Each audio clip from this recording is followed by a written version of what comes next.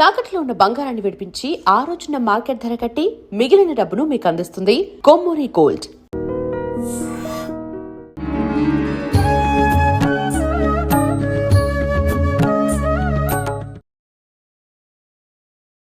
నమస్కారం, welcome to I dream. ధర్మ మార్గం విత్ విజిత కార్యక్రమానికి స్వాగతం. ప్రస్తుతం మనతో పాటు ఉన్నారు వీరు శ్రీ విద్యకు సంబంధించి మంత్ర యంత్ర తంత్రాలకు సంబంధించి దాదాపు 100కు పైగా పుస్తకాలు రాయటం జరిగింది. అదేవిధంగా మైసూర్ అవధూత దత్తపీఠానికి సంబంధించి ఆస్థాన పండితులుగా కూడా ఉండటం జరిగింది. వారే డాక్టర్ క్రోవి పార్థసారథి గారు. ఇప్పుడు గురుగారితో మాట్లాడి మరిన్ని విషయాలు తెలుసుకుందాం. నమస్కారం గురుగారు. ఉగాది శుభాకాంక్షలు గురుగారు. ముందుగా మీకు వెరీ గుడ్, థ్యాంక్ యూ. మీ అందరికీ కూడా, మీకు, మీ ప్రేక్షకులకి, మీ యాజమాన్యానికి అందరికీ కూడా నూతన సంవత్సరం అన్ని విధాల మీకు సహకరించాలి, మిమ్మల్ని ఉచ్చమైనటువంటి స్థితికి తీసుకెళ్ళాలి అని భగవంతుని ప్రార్థన చేద్దాం. నా తరఫున, ప్రేక్షకులందరి తరఫున కూడా ధన్యవాదాలు గురుగారు. మరి ఇక ప్రారంభిద్దాం. ఉగాది అనగానే ఒక్కొక్కరిలో ఒక్కొక్క ఆలోచన ఉంటుంది. ఆ రోజు చేస్తున్న ప్రతి విధానం కూడా మనకి ఏదో ఒకటి నేర్పిస్తుంది అని చెప్పి అంటూ ఉంటారు పెద్దవాళ్ళు.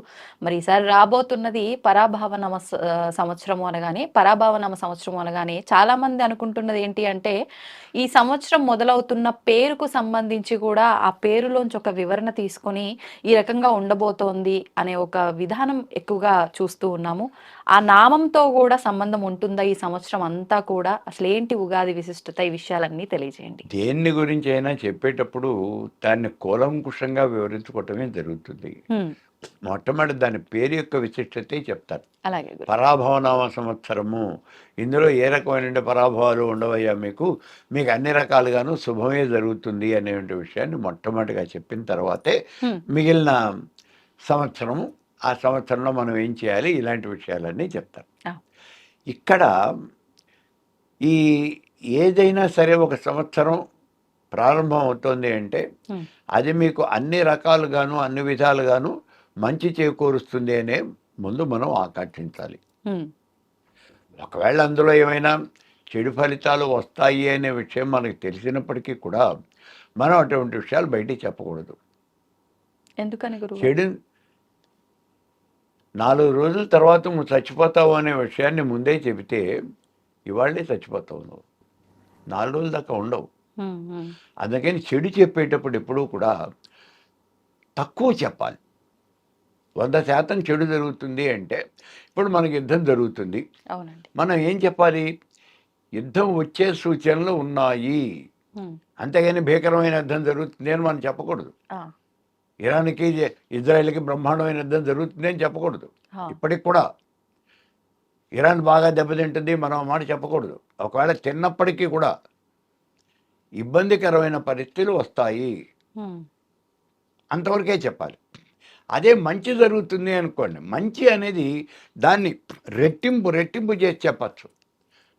మీకు ఈ సంవత్సరం పంటలు బాగా పండుతాయి, 50% నుంచి 60%, 70% పంటలు పండుతాయి, నల్ల ధాన్యాలు ఎక్కువ పండుతాయి, ఎర్ర ధాన్యాలు ఎక్కువ పండుతాయి. ఇలా అంటే మనం జనానికి వాళ్ళకి ఉపయోగించే విషయాలు, వాళ్ళకి ఉత్సాహాన్ని కొలిపే విషయాలు ఇవి ఎక్కువ చెప్పాలి తప్పించి వాళ్ళని ఇబ్బంది పెట్టే విషయాలు అవి చాలా తక్కువ చెప్తాం. ఎక్కడైనా అంతే జరిగేది. మనం డాక్టర్ దగ్గరికి వెళ్ళి ఒంట్లో బాగాలేదండి, నాకు హెల్త్ బాగాలేదు అని వెళ్ళినప్పుడు డాక్టర్ గారు టాబ్లెట్లు ఇస్తాడు, తగ్గుతుందా? తగ్గుతుందండి. ఇప్పుడు మేము కూడా డాక్టర్ దగ్గరికే కాదు, మన వాళ్ళ జ్యోతిష్కుల దగ్గరికి కూడా ఒకసారి ఒక ఆయన వచ్చాడు, నీకు 7 నెలల శని ప్రారంభం అవుతుందయ్యా, ఇదిగో రేపటి నుంచే మీకు మొదలవుతుంది, మొత్తం 7.5 సంవత్సరాలు ఉంటుందండి. ఎలా ఉంటుందండి పీరియడ్? 7 నెలల శని అంటే అందరికీ భయం. నాడు అంటే సంవత్సరం, 7 నాడు అంటే 7 సంవత్సరాలు ఉండే శని అని, అందుకే 7.5 సంవత్సరాలు ఉంటుంది. ఎలా ఉంటుందండి అన్నాడు. మొట్టమొదటి 2.5 సంవత్సరాలు కొంచెం ఇబ్బందికరంగా ఉంటుంది, నువ్వు తట్టుకోవాలి అన్నాడు. వాడు వెంటనే అడుగుతున్నాడు, తర్వాత పీరియడ్ బాగుంటుందండి అని. తర్వాత పీరియడ్ బాగుంటాం కాదు, నువ్వు అలవాటు పడిపోతావు. 2.5 సంవత్సరాలు కష్టాలు పడవు కదా, మిగిలిన పీరియడ్ కష్టాలు పడటానికి అలవాటు పడతావు అంతే. ఆ మాట మనం చెప్పాం. ఆ 2.5 సంవత్సరాలే నీకు ఇబ్బందికరంగా ఉంటుందయ్యా, ఆ తర్వాత అలవాటు పడుతా క్రమేణా జరిగిపోతుంది. అట్లాగే ఏదైనా సరే. ఇప్పుడు పరాభవన సంవత్సరం అన్ని రకాలుగాను దిగ్విజయంగా ఉంటుంది, మీకు అన్ని శుభాలే జరుగుతాయి ముందు. ఉమ్. ఇక పండగ రోజున ఏం చేయాలి అనే విషయాలు మనం చెప్పాలా? చెప్పాల్సిందే. చెప్పాల్సిందేనా? ఓకే. పండగ రోజున ఉదయం ఏం చేయాలి? ఉమ్. అందరికీ తెలిసినటువంటి మాటే, ఉదయాన్నే నిద్ర లేవాలి.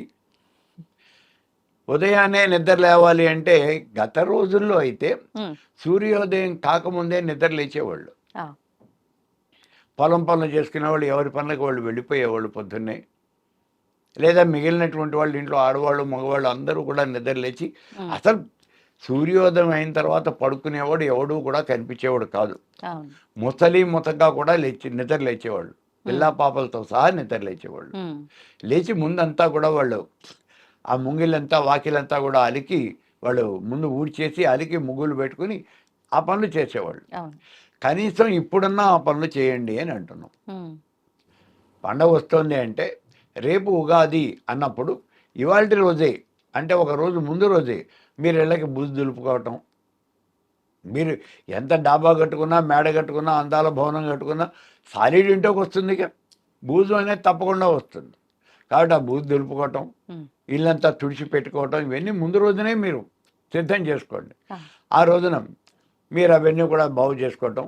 ఆ తర్వాత ఉదయాన్నే మనం అభ్యంగన స్నానము అనేది చేయటము, ఈ పని మనం చేయాలి. ఉమ్.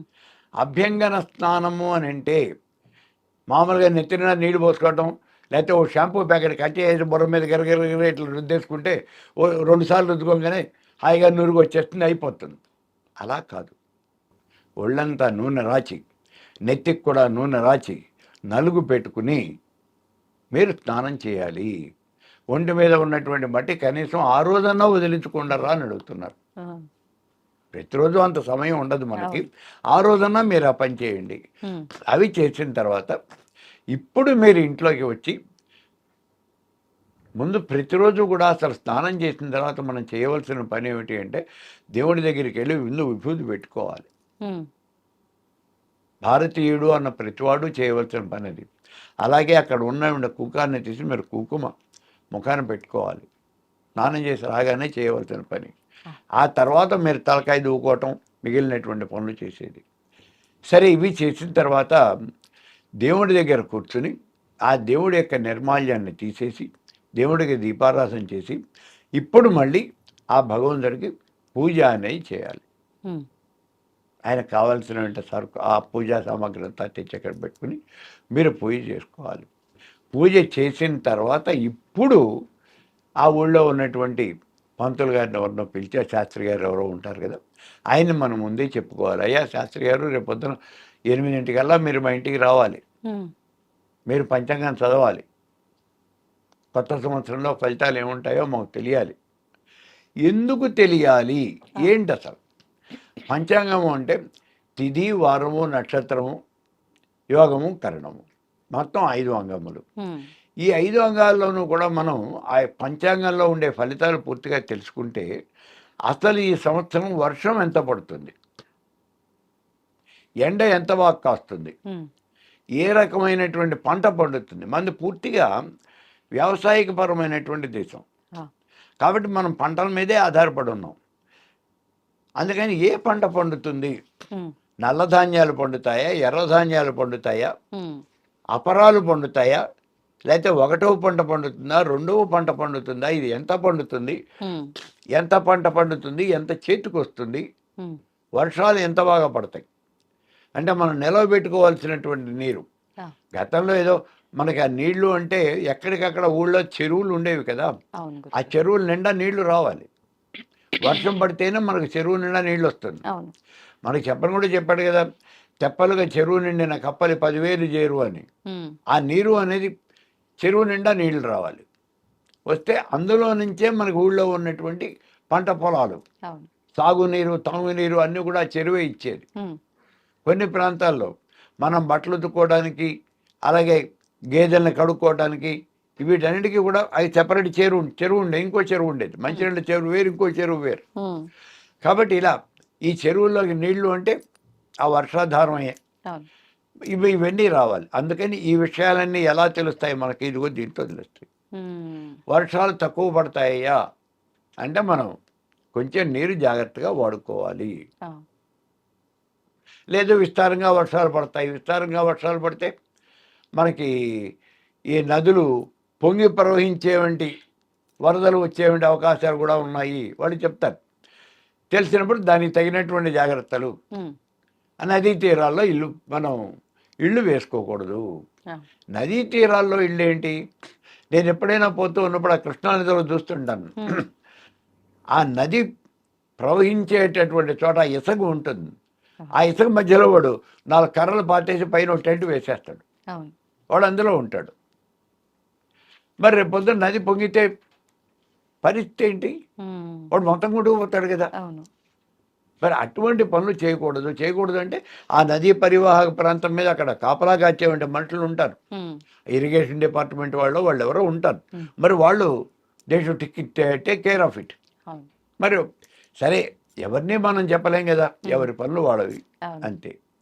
కాబట్టి ఇటువంటి విషయాలన్నీ మనం తెలుసుకోవాలి. ఉమ్, తెలుసుకోవాలి అంటే ముందు పంచాంగంలో, ఇవన్నీ పంచాంగంలోనే తెలుస్తాయి. ఉమ్, ఈ పంచాంగం చెప్పేటప్పుడు సంవత్సర ఫలితాలు ఆ, అందులో ఇప్పుడు వర్షయోగం ఎంత ఉంది ఇవన్నీ కూడా అందులో చెప్తారు. తెలుసు. ఈ సంవత్సరం పశువుల్ని పాలించేవాడు గోపాలకృష్ణుడు, లేకపోతే దొడ్లో పెట్టేవాడు బలరాముడు, ఇట్లా చెప్తూ ఉంటారు వాళ్ళు. దానివల్ల మనకి పశువులకి ఏమైనా రోగాలు వస్తాయా, ఉమ్, లేకపోతే పశువులు పాడి అది బాగుంటుందా, ఈ విషయాలు కూడా మనకి తెలుస్తాయి. అంతేకాకుండా ఈ సంవత్సరంలో మనకి ఫలితాలు చెప్పడానికి నవనాయకులు అంటారు. ఆ నవనాయకుల మీద ఆధారపడి ఫలితాలు చెప్తూ ఉంటారు. ఈ నవనాయకులు ఎవరు? రాజు, మంత్రి, సేనాధిపతి, ధాన్యాధిపతి, అర్ఘ్యాధిపతి, ఇలా వాళ్ళు 9 మంది నాయకుల్ని చెప్తారు. ఈ 9 మంది నాయకులు ఎలా వస్తారు? ఉమ్, వీళ్ళంతా ఎలాగంటే గవర్నమెంట్లో మనకి క్యాబినెట్ ఉన్నట్టే ఇక్కడ కూడా ఒక క్యాబినెట్ ఉంది. 9 మందితో క్యాబినెట్ ఉంది. ఉమ్, అందులో ఒక ఆయన రాజు, మిగిలిన వాళ్ళంతా కూడా ఈ అధిపతులు. ఉమ్, ఈ వీళ్ళు నవనాయకులు ఉంటారు. అలాగే 32 మంది ఉంటారు ఉపనాయకులు.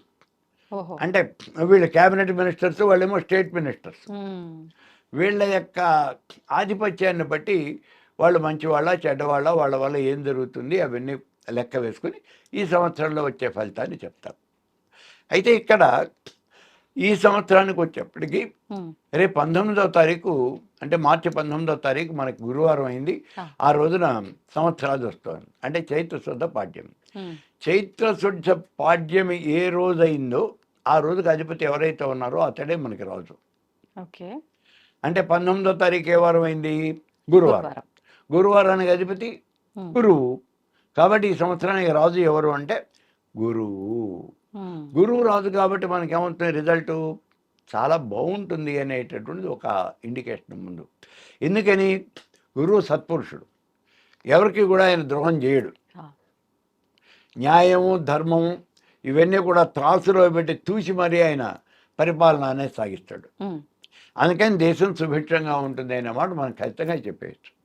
ఒడిదుడుకులు రావండి వచ్చినా సరే, ఎన్ని ఒడిదుడుకులు వచ్చినప్పటికీ కూడా దేశం సుభిక్షంగానే ఉంటుంది. అలాగే మంత్రి అన్నారు. ఈ మంత్రి ఎవరు అంటే కుజుడు. ఇది ఎలాగా? సూర్యుడు 12 రాసుల్లోనూ తిరుగుతూ ఉంటాడు. మేషం దగ్గర నుంచి మీనం దాకా 12 రాసులు ఉన్నాయి. ఒక్కొక్క రాశిలో ఓ 4 రోజుల పాటు ఉంటాడు. 12 నెలలు 12 రాసుల్లో తిరుగుతాడు. ఈ సూర్యుడు మేషంలోకి వచ్చినటువంటి రోజు, అది ఏ రోజైతే ఆ రోజుకి అధిపతి ఆయన మంత్రి అవుతాడు. రేపు 14/4 అంటే ఏప్రిల్ 14వ తారీఖున సూర్యుడు మేషంలో ప్రవేశిస్తాడు. ఆ రోజున ఏమవుతుంది? మంగళవారం అవుతుంది. మంగళవారానికి అధిపతి కుజుడు, అందుకని కుజుడు మంత్రి అవుతాడు.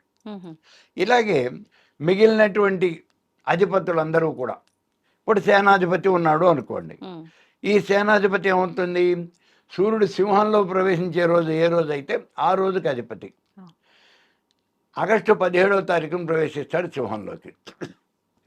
ఇప్పుడు ఆ రోజున ఉండేవంటి అధిపతి ఆ రోజు సోమవారం అయింది కాబట్టి చంద్రుడు. ఈ చంద్రుడు సేనాధిపతి అవుతాడు. ఇలా 9 మంది నవనాయకుల్ని కూడా మనం నిర్ణయించుకోవడం జరుగుతుంది. నిర్ణయించుకుని దీని ప్రకారం మనం ఆ సంవత్సరంలో వచ్చే ఫలితం ఇలా ఉంటుంది అని మనం చెప్పడం జరుగుతుంది. అయితే ఇక్కడ వచ్చేటటువంటి పెద్ద ప్రశ్న ఏమంటే పంచాంగకర్తలు ఏ ఇద్దరు కూడా ఒకటిగా రాయరు. ఆ, అది పెద్ద ప్రాబ్లం వస్తుంది.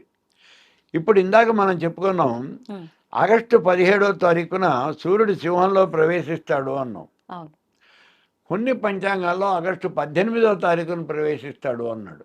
ఉమ్, ఆగస్టు 17వ తారీఖు అంటేనేమో చంద్రుడు అవుతాడు, సోమవారం అవుతుంది. ఆగస్టు 18వ తారీఖు అంటే మంగళవారం అవుతుంది. ఉమ్, ఇప్పుడు ఈయనెవడు సేనాధిపతి. మరి సోమవారం అయితే చంద్రుడు సేనాధిపతి అవుతాడు, మంగళవారం అయితే కుజుడు సేనాధిపతి అవుతాడు. ఉమ్, మరి చంద్రుడు కుజుడు ఇద్దరు ఒకటి కాదుగా, ఆ, ఎవరి బలాలు వాళ్ళవి. కాబట్టి ఆయన సేనాధిపతి అయితే ఫలితం వేరు, ఈయన సేనాధిపతి అయితే ఫలితం వేరు. మనకైనా అంతే కదా. ఆ, మోడీ ప్రైమ్ మినిస్టర్ అయితే మనకు వచ్చే రిజల్ట్ వేరు. అవును. అదే రేపు పొద్దున్న రాహుల్ గాంధీ ప్రైమ్ మినిస్టర్ అన్నాడు అనుకోండి, మన రిజల్ట్ వేరు, మారిపోతుంది మనకి. అంటే వాళ్ళు ఏం చేస్తారు అనే విషయాన్ని మనం ఏం చెప్పము, ఉమ్, కానీ రిజల్ట్ మాత్రం మారిపోతుంది. అలాగే ఇక్కడ కూడా ఈ రిజల్ట్ అనేది దాని బట్టి వచ్చే ఫలితము అనేది మనకి మారిపోవటం అనేది జరుగుతుంది. ఉమ్, అందులో ఇంకొక విషయం ఏమవుతుందంటే కొంతమంది రాత్రిపూట వాళ్ళు ఆ చార మారటం అనేది జరుగుతుంది. అంటే ఉదాహరణకి మనకి సాయంత్రం 7 గంటలకి ఆ సూర్యుడు ఈ రాశిలో నుంచి ఈ రాశిలోకి మారుతున్నాడు అని చెప్పారనుకోండి. ఉమ్, అప్పుడు వాళ్ళు ఏం చేస్తారు, కొంతమంది ఆ రోజు సోమవారం ఉమ్, సాయంత్రం అయింది కాబట్టి, రాత్రిపూట అయింది కాబట్టి రాత్రిపూట మారితే అది మంగళవారం కింద లెక్కేసేస్తున్నారు వాళ్ళు. ఆ, అంటే అప్పటిదాకా ఉండే ఈ చంద్రుడు వెళ్ళిపోతున్నాడు, కుజుడు వచ్చేస్తున్నాడు. ఆ, ఈ లెక్కలో కొంతమంది ఏం చేస్తున్నారు, రాత్రి 12 గంటలు దాటింది కాబట్టి మర్నాడు కింద లెక్కేస్తున్నాము అని అప్పుడు మంగళవారం కింద లెక్కేస్తున్నారు. ఉమ్, దీంతో మనకేమవుతుంది, అలా చంద్రుడా కుజుడా మరి ఎవరు, ఇందులో తేడా వస్తుంది. ఎవరికి వాళ్ళు మేము చెప్పిందే కరెక్ట్ అండి, ఇలాగే జరగాలి అని అంటున్నారు. అవును. ఇది ఒక ఇబ్బంది అవుతుంది మనకి. ఉమ్, ఇంకొకటి ఏమంటే వీళ్ళు చెప్పేమంటే లెక్క ప్రకారం ఏ 2 పంచాంగాలు కాస్తే ఒకటే ఫలితాన్ని చూపించవు, ఉమ్, ఒకే ఫలితాన్ని చూపించవు ఈ పంచాంగాలు. ఏమంటున్నారు వాళ్ళు, ఏమంటున్నారు అంటే ఇవాళ పొద్దున 8 గంటల దాకా అష్టమి ఉన్నది అని ఒక పంచాంగంలో రాస్తే, కాదండి 10 దాకా అష్టం ఉన్నది అని ఇంకో పంచాంగంలో రాస్తాడు. ఉమ్, మరి ఇప్పుడు నేనేం నమ్మాలి, 8 అని నమ్మాలా 10 అని నమ్మాలా? ఉమ్, కాదండి వీళ్ళిద్దరిది తప్పేనండి, వీళ్ళిద్దరూ ఆ చంద్రుడి యొక్క గమనాన్ని బట్టి రాస్తున్నారు, అసలు అది లెక్క అట రాయకూడదు, మనకేం చేయాలి అంటే సూర్యుడి యొక్క గమనాన్ని బట్టి రాయాలండి, అందుకని మేము సౌరమానం చెప్తూ ఉన్నాము. ఆ సౌరమానం చెప్తూ ఉన్నాము, సౌరమానం లెక్క ప్రకారం దీని ప్రకారం మీరు లెక్క వేస్తే, ఇఫ్మరిస్ లెక్క ప్రకారం లెక్క కనుక వేస్తే అది కరెక్ట్గా వస్తుందండి అండి. కానీ దాని గురించి కూడా రాదు కదా. ఉమ్, అందులో ఇంకోటి, ఈ చెప్పేటటువంటి వాళ్ళలో అనేక రకాలుగా ఉంటారు. నేను ఎప్పుడో ఒకసారి ఆయన దగ్గర ఎవరో ఒక జాతకం చెప్తాడు అంటే ఆయన దగ్గరికి వెళ్ళి కూర్చున్నాను. ఉమ్, నాకు ఇలా ఫలితం కావాలి, దీని యొక్క ఫలితం ఏంటో చెప్పండి నాకు, ఆ, నాకు ఇప్పుడు ఏమవుతుంది ఉమ్, ఇది చెప్పండి అన్నాను. ఆయన ఏదో లెక్క వేసి మీకు ఇప్పుడు కుజమహాదశ నడుస్తోంది అన్నాడు. అదేంటండి, నాకు నడుస్తున్నది కుజమహాదశ కాదు, ఉమ్, ఇప్పుడు నాకు నడుస్తున్నది ఏదో చంద్ర మహాదశ నడుస్తుంది, లేకపోతే బుధ మహాదశ నడుస్తుంది అలా చెప్పాను నేను. కాదండి నేను నిరాయణం ప్రకారం చెప్తాను ఉమ్, అన్నాడు. దీని ప్రకారం ఇప్పుడు మీకు ఈ దశ నడుస్తుంది, మీకు వచ్చే ఫలితం ఇది అన్నాడు. అదేంటి ఇలా వస్తుంది కదా ఫలితం, నా నడిచే దశ ఇది కదా అన్నాను. ఉమ్, నేను నిరాయణం ప్రకారం నువ్వు ఏ ఆయనం ప్రకారం చెప్తే నాకెందుకు, నాకు రిజల్ట్ కదా కావాల్సింది. నేను డాక్టర్ దగ్గరికి వెళ్ళాను, ఉమ్, నేను హోమియో ఇస్తున్నాను, ఆయుర్వేదకు ఇస్తున్నాను, అల్లోపతి ఇస్తున్నాను, నువ్వు ఏ మెడిసిన్ అయినా ఇవ్వయ్యా, అవును. నాకు అనవసరం. నాకు తలనొప్పి ఉంది, తలనొప్పి తగ్గాలి, అంతే. నా రిజల్ట్ అదే కదా కావాల్సింది. అవును. మరి అది కాకుండా నేను హోమియో ఇస్తున్నానండి, హోమియో ఇస్తే మందు కదా ఏంటి, ఉమ్, రోగం తగ్గకపోతే నీ మెడిసిన్ ఎందుకు? అదే. ఇప్పుడు ఇదే ప్రాబ్లం వస్తుంది ఇక్కడ. ఉమ్, నేను చెప్పే పద్ధతే కరెక్ట్, నువ్వు కరెక్ట్ అని చెప్పడానికి ఏంటి, ఉమ్, నాకు రిజల్ట్ అయింది. నాకేం తెలీదు, నాకు ఈ జాతకాలు తెలియవు, నాకు గ్రహ సంచారం తెలీదు, అసలు రాసులు తెలీదు, నక్షత్రాలు తెలియదు, నాకు ఏం తెలీదు, నాకు అనవసరం. నేనేం చేయాలో చెప్పు, నాకు ఈ కష్టం వచ్చింది, అందులోంచి బయటపడటానికి విధానం ఏమన్నా ఉంటే నువ్వు చెప్పు. ఇది లోపిస్తుంది. చెప్తున్నాడు కానీ ఒకటి చెప్పేదానికి ఇంకోటి చెప్పేదానికి సంబంధం అనేది ఉంటుందా. మొన్న ఒక ఆయన ఎవరినో తీసుకెళ్ళని జాతకం కావాలి అని చెప్పేసి పంపించాను. ఆయన వెళ్ళాడుగా నీకు ఈ ప్రాబ్లం ఉంది, ఈ ప్రాబ్లం ఉంది అన్నాడు. నిజమే ఉంది, ఏం చేయాలి అది చెప్పాలిగా నువ్వు. నీ తలకాయ నొప్పిగా ఉంది, పొట్టలో నొప్పిగా ఉంది, కాలు నొప్పిగా ఉంది, నిజమేనండి ఉన్నది కాబట్టేగా నీ దగ్గరికి వచ్చాను. దానికి ఏం చేయాలో చెప్పు, ఏ మందు రాయాలో మందు ఏదో రాసి నేను వాడుకుంటా. మరి అది కాకుండా నీ ప్రాబ్లం ఉన్నది ఏం చేస్తే ఉపయోగం ఏంటి? ఇది మనకి అందరూ కూడా మనని కొంచెం గట్టిగా మాట్లాడటానికి, మన ఎత్తి చూపించటానికి, మీ జాతకాలు అసలు పనిచేయవు అని చెప్పేసి మన హేళన చేయటానికి ఇది కొంతవరకు కారణం అవుతూ ఉన్నది అని అనిపిస్తుంది నాకు. వీళ్ళంతా ఎప్పుడైనా ఒక చోట ఒక సమావేశం ఏర్పాటు చేసుకుని వాళ్ళకి చెప్పేవాళ్ళం కాదు మనం. వాళ్ళందరూ పెద్దవాళ్ళు, ఎందుకంటే ప్రతి వాళ్ళు కూడా మరి పంచాంగం వేసేవాళ్ళే కదా. అందులో ఇంకోటి కూడా చూశాను నేను. ఒకసారి ఇప్పుడు ఒక ప్రెస్లో ఏదో వెళ్ళినప్పుడు కొత్త పంచాంగాలు వస్తున్నాయా ఏంటి అన్నా నేను. అంటే మీ పెద్ద కూడా వేయించేనా అన్నాడు. ఏమిటి అన్నాను. పంచాంగం అన్నాను. నాకు రాదయ్యా, నాకు అసలు పంచాంగం తెలీదు అన్నాను. మీరు తెలియక్కర్లేదు సార్, మేము వేసేస్తాం అన్నాడు. అదేమిటి అంటే వచ్చే పంచాంగాల్లో చాలా మేము అట్లాగే వేస్తున్నామండి అన్నాడు. అంటే వాళ్ళు పంచాంగం తయారు చేసి పెట్టేస్తారు, మీరు వాళ్ళ డబ్బులు కనుక ఇచ్చేస్తే పైన మీ పేరు కొట్టి ఇచ్చేస్తారు అన్నమాట. అంతే. దానివల్ల ఉపయోగం ఏముంది? ఒకసారి ఇప్పుడు నేను వెళ్ళిపోయి ఒక క్యాలెండర్ కొనుక్కొచ్చాను. అది కేవలం క్యాలెండర్, జనవరి దగ్గర నుంచి డిసెంబర్ దాకా ఉన్న క్యాలెండర్ బాగుంది. ఆ క్యాలెండర్లో ప్రత్యేకత ఏమంటే ఏ రోజుకు ఆ రోజు రాశి చక్రం వేసి ఉంటుంది. 12 గ్రహాలు, 12 రాసులు చక్రం వేసేసి ఉంటుంది. అందులో ఉండే గ్రహాలు ఏ టైంకి ఏ గ్రహం ఎక్కడికి మారుతుంది అనేది కూడా అందులో వేసి ఉంటుంది. ఆ గ్రహ చార కూడా అందులో ఉంటుంది.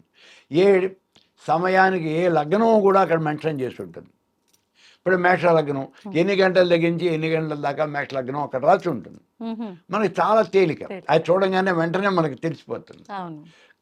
సరే నేను తెచ్చుకున్నాను, చాలా బాగుందయ్యా అన్నాను. నేను తెచ్చుకున్నాను. నేను తెచ్చుకున్న తర్వాత నాకు మీన లగ్నం మేష లగ్నం ఇక్కడికి వచ్చేటప్పటికి అక్కడ తేడా వచ్చేసింది. ఎందుకంటే అక్కడ తప్పు వేశాడు. ఒక గంటే ఉంది అది, మీన లగ్నం ఒక గంటే ఉందన్నాడు. అదేంటి పైన దానికి కింద దానికి ఆ లగ్నం ఉండే సమయాల్లో తేడా వచ్చేస్తుంది. నేను వెంటనే ఆయన ఫోన్ చేశాను. ఏమన్నా పొరపాటు పడ్డానా, నాకు తెలియలేదా ఏంటది అని. ఆ రోజు జనవరి 2వ తారీఖు, ఆ రోజుదే అది. అయ్యా నేను ఫలానా అని చెప్పాను. ఆయన చాలా ఇదైపోయాడు. నేను మీ క్యాలెండర్ కొనుక్కెళ్ళాను అని చాలా ఆనందించాను. సార్ నేనే వచ్చేస్తాను మీ దగ్గరికి అన్నాడు. ఏదో చాలా చెప్పాడు. అయిపోయిన తర్వాత ఇదిగోనండి ఇలా వచ్చింది, మరి ఏంటి దాని పరిస్థితి అని అడిగాను. అంటే అదిగోనండి వాడు డీటీపీ కొట్టేవాడు, వాడు ఇష్టం వచ్చినప్పుడు కొట్టేసాడండి అన్నాడు. డీటీపీ కొట్టేవాడు ఎప్పుడు ఇష్టం వచ్చినట్టే కొడతాడు, నీ ఇష్టం వచ్చినట్టు వాడు కొట్టడు. అది మనం కరెక్ట్ చేసుకోవాలి. అందుకే నువ్వు ఉన్నది. నీకే కాదు నాకైనా. నేను పుస్తకం ఇస్తే నేను ఒకసారి ఏదో పుస్తకం రాసి ఇచ్చాను. హిమవంతుడి యొక్క కుమార్తె హేమవతి అని రాశాను నేను. కొట్టేసాడు, బాగుంది. ఒక 4 లైన్లో 5 లైన్లో తర్వాత మళ్ళీ అదే మాట వచ్చింది, హిమవంతుడి కుమార్తె హేమవతి అని. రిపీట్ అయింది. కరెక్టే, రిపీట్ అవ్వడం కరెక్టే. ఇక్కడ హిమవంతుడు అనే మాటకి బదులు వాడు హనుమంతుడు అని కొట్టాడు. ప్రూఫ్ దిద్దేవాడు దిద్దేశాడు. ఎందుకంటే హనుమంతుడు అనే దాంట్లో స్పెల్లింగ్ మిస్టేక్ లేదు, దిద్దేశాడు. ఎవడో చదువుకుని వాడు ఫోన్ చేశాడు నాకు, ఏమండి ఇట్లా హనుమంతుడి కుమార్తె హేమవతి అని వచ్చిందండి, అది తప్పు కదా అన్నాడు. నిజమేనయ్యా, మరి ఇట్లా పడిందండి అన్నాడు. నీకు తెలుసు కదా మధ్యాహ్నం 2ంటికి నేను నిద్రపోతాను, నిద్ర లేపి మళ్ళీ అడిగాడు. అరే నీకు తెలుసు కదా, నువ్వు కరెక్ట్ చేసి చదువుకోయా, నెక్స్ట్ దాంట్లో ఏమైనా కరెక్ట్ అయితే నేను చేయిస్తాను. మరి ఇటువంటివి కొన్ని అంటే వాళ్ళు ఈ పంచాంగం వేసేటప్పుడు సాధ్యమైనంత వరకు మన్ని దృష్టిలో పెట్టుకుని పంచాంగం రాస్తే బాగుంటుంది. మనం అంటే సామాన్యమైన మానవుడు. ఇప్పుడు నాకు తెలీదు, మీకు తెలీదు, మన ఎవరికి తెలీదు. వాళ్ళు రాసిన దాన్ని బట్టి ఇలా ఉంటుంది కావాలి, ఇవాళ రిజల్ట్ ఇది కావాలి, ఇవాళ గ్రహణం వస్తుంది, ఎన్ని గంటలకు వస్తుంది, మధ్యాహ్నం 3:30కు వస్తుంది, ఎంతకాలం ఉంటుంది, గ్రహణం పూర్తి కాలం 3 గంటలు, 3 గంటలన్నర ఏదో అలా ఉంటుంది. సరే సాయంత్రం 6:30 దాకా 7 గంటల దాకా ఉంటుంది. ఓకే, ఆ మాట మాకు తెలిస్తే చాలు. మీరు అది ఖచ్చితంగా రాయాలి. మీ తిథి ఎంతవరకు ఉన్నదో ఖచ్చితంగా రాయాలి. పండగ వస్తుంది, శ్రీరామనవమి వస్తుంది, ఎప్పుడైతే శ్రీరామనవమి ఎప్పుడు అవుతుందో మనం ఖచ్చితంగా మెన్షన్ చేయాలి. వైష్ణవులకి ఎప్పుడు వస్తుంది, స్మార్తులకి ఎప్పుడు వస్తుంది, మళ్ళీ ఇవన్నీ తేడాలు ఉన్నాయి కదా. మనం ఒక్కటని కాలం, అది పెద్ద ప్రాబ్లం ఉంది మనకి. స్మార్తులకేమో తిథి, వైష్ణవులకేమో మాకు నక్షత్రం ముఖ్యమంటారు. ఆ రోజున నవమి లేకపోయినా సరే వాళ్ళకి పునర్వసు నక్షత్రం ఉంటే చాలు. మనకు అట్లా కాదు, స్మార్తులకేమో తిథే ఉండి తీరాలి. మరి ఇట్లాంటివన్నీ ఉంటాయి. అవన్నీ చూసి ఇదిగో ఇది మీకు ఈ పండగ ఈ తిథి ఈ రోజున వస్తుంది, మీరు ఖచ్చితంగా చెప్పేసరికి పెడితే మనం వాడుకోవడానికి, దాన్ని నమ్మటానికి వీలుంటుంది. అలా కాకపోతే పంచాంగాలన్నీ కూడా మీరు రాసే పంచాంగాలు అన్యదా భావించద్దు, మీరు నా మీద కోపం తెచ్చుకోవద్దు. అవేవో సరదాగా చిన్నపిల్లలు రాసుకునేవంటి పుస్తకాల కింద పరిగణించబడతాయి తప్పించి దాన్ని ప్రామాణికంగా తీసుకోవటం జరగదు. ఎందుకంటే మీరు ఇచ్చేవంటి ఇన్ఫర్మేషన్ ఆథెంటిక్ ఇన్ఫర్మేషన్ ఇవ్వాలి. మీరు ఆథెంటిక్ ఇన్ఫర్మేషన్ ఇవ్వకుండా తిరుపతి వాళ్ళు వేసేటువంటి పంచాంగంలో రిజల్ట్ వేరా, కాళహస్తి వాళ్ళు వేసే పంచాంగంలో రిజల్ట్ వేరా, ఎలా తేడా వస్తుంది, ఎందుకు వస్తుంది? ఎక్కడైనా ఒకే సూర్యుడు కదా తిరిగేది, ఒకే చంద్రుడు, ఒకే నక్షత్రాలు కదా. మరి గ్రహచారంలో తేడా వస్తే ఎలా కుదురుతుంది? అది పెద్దవాళ్ళు అయినటువంటి వాళ్ళు, మీరే ఎవరో మీలో పెద్దవాళ్ళు కొంచెం చదువుకున్నటువంటి వాళ్ళు, పండితులు, మీరే వాళ్ళే నడుము కట్టి అవేవో కరెక్ట్ చేసి చెప్తే మనకు కొంతవరకు ఉపయోగం ఉంటుంది. ఇక ఈ పంచాంగంలో మనం తెలుసుకునేది ఏముంటుంది అంటే, ఈ మౌఢ్యమి అని చెప్పేసి అంటూ ఉంటాం. అంటే గురుడు అస్తంగతం అయితే గురుమౌఢ్యమి, శుక్రుడు అస్తంగతం అయితే శుక్రమౌఢ్యమి. అంటే రవితో గనక కలిసినట్లయితే, రవి దివ్యమైనటువంటి తేజస్సునిచ్చే ఇది కదా, చాలా ఎక్కువ కాంతి ఇస్తాడు. మరి ఆ కాంతి దగ్గర మనం ఏదో చిన్న దీపాన్ని పెడితే ఈ దీపం కాస్త వెళ్ళబోతుంది. అదే అస్తంగతం అవుతాం అంటే అంతకన్నా నేను లేదు. కాబట్టి రవి దగ్గర ఉన్నటువంటి గ్రహం ఏదైనా సరే అది ప్రకాశించలేదు, ఇండివిజువల్ ఫలితాన్ని ఇవ్వలేదు, తగ్గిపోతుంది.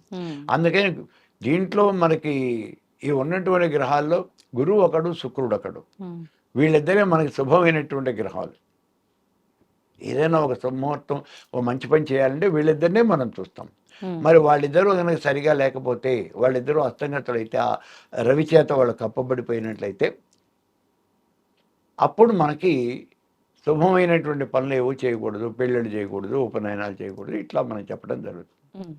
అందుకని ఆ గురుమౌఢ్యమి, శుక్రమౌఢ్యమి అవి మనం చూసుకుని దాన్ని బట్టి మనం వేసుకోవడానికి, లేదా ఇదిగో ఈ పుష్కరాలు, ప్రతి సంవత్సరం అన్నది పుష్కరాలు వస్తాయి, ప్రతి సంవత్సరం ఏదో నదికి పుష్కరాలు వస్తాయి.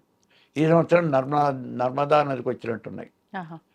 కాబట్టి ఆ పుష్కరాలు అది ఈ సంవత్సరం జూన్లో వస్తే వచ్చే సంవత్సరం జూలైలో, ఆగస్టులో 12 నెలల్లో 12 నదులకి పుష్కరాలు వస్తాయి. ఆ వచ్చేవంటి పుష్కరాలు అక్కడ పితృకార్యాలు అదే వాళ్ళకి కావాల్సిన వాళ్ళు చేసుకుంటారు.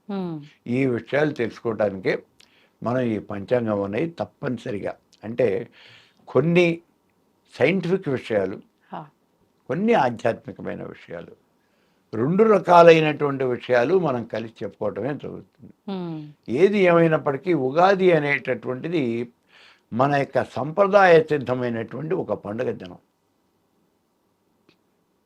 దాన్ని మనం జరుపుకునేటప్పుడు కొన్ని ప్రాంతాల్లో అయితే నేను చూశాను, అంటే అక్కడికి నేను పంచాంగం చెప్పడానికి దానికి వెళ్తూ ఉంటాను. వాళ్ళు పర్టికులర్గా చాలా పెద్ద క్లబ్ అది. వాళ్ళు ఈ ఉగాది పండగ అని అంటే వాళ్ళు ముందే ఒక రూలింగ్ ఇచ్చేస్తారు. ఇవాళ రోజున ఈ దీంట్లోకి, ఈ ఆవరణలోకి ఎవరన్నా రావాలి అన్నట్లయితే, అంటే వచ్చే సభ్యులందరూ కూడా సంప్రదాయమైనటువంటి దుస్తుల్లోనే రావాలి. వాళ్ళందరూ బాగా డబ్బులు ఉన్నటువంటి వాళ్ళు, కోటీశ్వర్లు, సామాన్యులు ఏం కాదు వాళ్ళు. కానీ వాళ్ళు ఆ గేటు దగ్గర ఆ రోజున ఎడ్లు బండీలు తీసుకొచ్చి అక్కడ కట్టేస్తారు. బాగా బలిసినటువంటి ఎడ్లు, పల్లెటూరు వాతావరణం అనేది అక్కడ క్రియేట్ చేస్తారు. సభలోకి వెళితే ఆ గేట్లోంచి లోపలికి వెళితే అందరూ పంచలు కట్టుకునే ఉంటారు తప్పించి ప్యాంట్లు వేసుకుని టక్కులు చేసుకుని కోట్లు వేసుకుని వచ్చేవాళ్ళు ఎవరు, సూట్లలో వచ్చేవాళ్ళు ఎవరు ఉండరు. ఆడమ్మ కానివ్వండి తేడా ఉండదు. అందరూ సంప్రదాయమైనటువంటి పద్ధతులు పాటిస్తారు. మనం కనీసం అటువంటి సమయాల్లో అయినా మన యొక్క ఆచారాలు వ్యవహారాలు గుర్తు చేసుకుంటే నెక్స్ట్ జనరేషన్కి ఇలా ఉంటుంది అని, మన యొక్క సంస్కృతి ఇలా ఉంటుంది అనే విషయాన్ని మనం అందించగలుగుతాం కనీసం.